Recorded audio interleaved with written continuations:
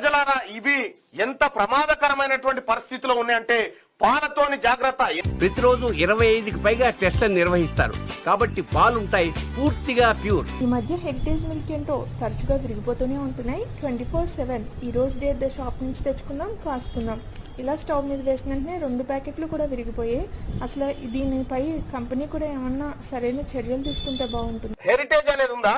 Heritage అనేటువంటి company, heritage కు సంబంధించి ప్రాసెసింగ్ ఇట్లా ట్యాంకులు ఉంటాయి. ఇట్లా 9 ట్యాంకులు ఉంటాయట. ఏది ఈడ చౌటుప్పల్ కాడ జరిగిన ఘటన 6 ఇట్లా 9 ట్యాంకులు ఉంటాయి. ఒక దాంట్లోంచి ఒక దాంట్లో పాలు పోవాలి, ఒక దాంట్లోంచి ఒక దాంట్లో పోవాలి. ఈ 4వ నెంబర్ ట్యాంకులు ఎలక చచ్చిపోయిందట. మరి ఏం చేస్తామంటే ఈ 3 లక్షల లీటర్లు ఉత్తపోతారా, కొట్టిపారే అంటే కొట్టిపారేసారట. స్మెల్ రాకుండా పౌడర్ కొట్టేసారట.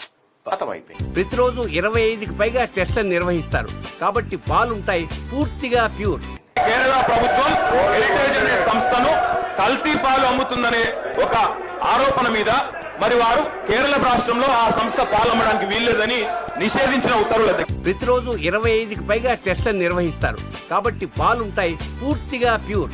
మైసూరు బజ్జీలో మైసూరు లేదు, హెరిటేజ్ పెరుగులో పెరుగు లేదు. హెరిటేజ్ పేరుతో పాల వ్యాపారం చేస్తున్న, డైరీ వ్యాపారం చేస్తున్న చంద్రబాబు నాయుడు గారికి తెలియకుండా ఉండడానికి సంబంధించిన అవకాశం లేదు. అలాంటప్పుడు శ్రీవారి లడ్డూలో జంతువులకు సంబంధించిన కొవ్వు కలిపింది అనే వార్త చంద్రబాబు నాయుడుకి ఎవరో అధికారులు చెప్తే అది నిజమా కాదా? టీటీడీ పంపించింది ఎవరికి? టీటీడీ పంపించిన రిపోర్ట్ లో నిజంగా అథెంటిక్ గా జంతువుల కొవ్వు, పంది కొవ్వు, ఆవు కొవ్వు కలిసిందనే అంశం ఏమైనా ఉందా లేదా? లేదా టీటీడీ అక్కడికి పంపిస్తున్న సందర్భంగా కనీసం ఈ ప్రొసీజర్ ఫాలో అయ్యారా లేదా? శాంప్లింగ్ ఎర్రర్స్ ఉండడానికి సంబంధించిన అవకాశం ఉంది. ఇది ప్రాపర్ గా పాటించారా లేదా?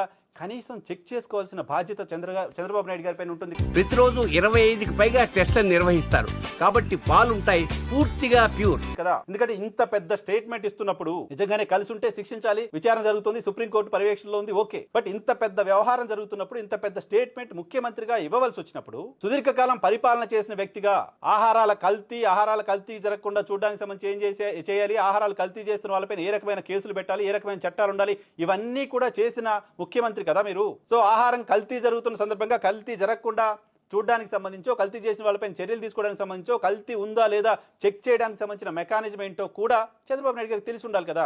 అది మాత్రమే కాదు, ఆయన కుటుంబం నిర్వహిస్తున్న వ్యాపారంలో, ఆయన కుటుంబం 33 దశాబ్దాలుగా నిర్వహిస్తున్న వ్యాపారంలో ఏ ప్రొసీజర్ ఫాలో అయ్యి నెయ్యి బాగుందా లేదా చెక్ చేస్తారనేది చంద్రబాబు నాయుడు గారికి తెలిసి ఉండాలి కదా. ప్రతిరోజు 25కి పైగా టెస్టులు నిర్వహిస్తారు కాబట్టి పాలుంటాయి పూర్తిగా ప్యూర్.